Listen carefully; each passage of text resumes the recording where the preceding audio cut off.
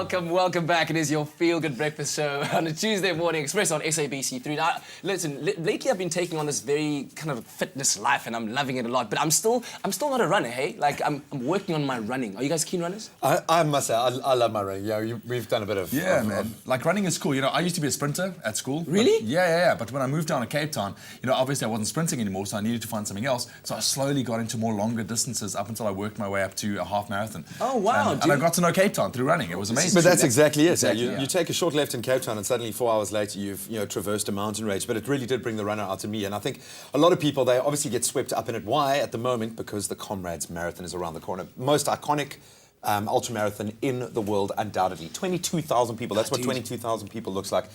This year they're preparing to run from Durban to Pietermaritzburg.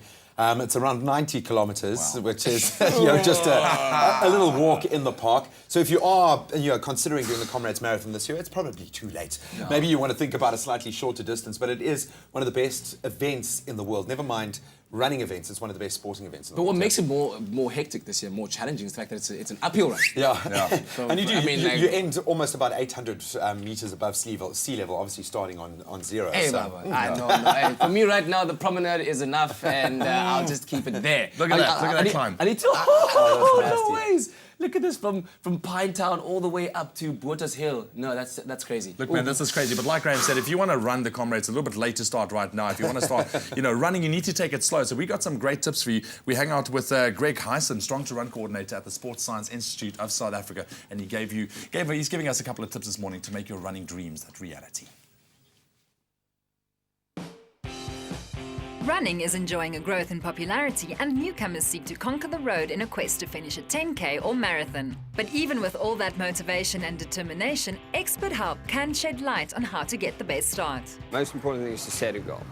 Okay. Then at least you have something to strive towards. Once you've set your goal and that you have a timeline for your goal, you can start setting smaller goals, building up to your main big goal. So if you're setting up for a 5 or a 10K, you can start with your smaller distances, 1 or 2 kilometers, 2 or 3 times a week. Once you start building up a little bit of endurance, you can start increasing your distance as well as the time spent on your feet. Your goals doesn't have to be kilometers, it can also be time. So running for 10 minutes, 15 minutes, then building up to 20, 30, and hopefully 45 minutes. If you do distance, you only increase your total weekly mileage by 10%. So if you've run 1 kilometer this week, you don't really want to jump straight to 2 kilometers in the next week. You want to do a gradual build-up over time so that you build that endurance and prevent your risk of injury. Even if you've never run before, the sport is accessible to everyone and also adaptable as both a social or solo pastime.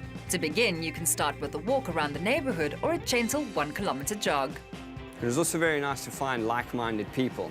So if you've got friends, anyone that shares a similar interest, it's good to get them on your side because it's a great motivation having people to meet and run with.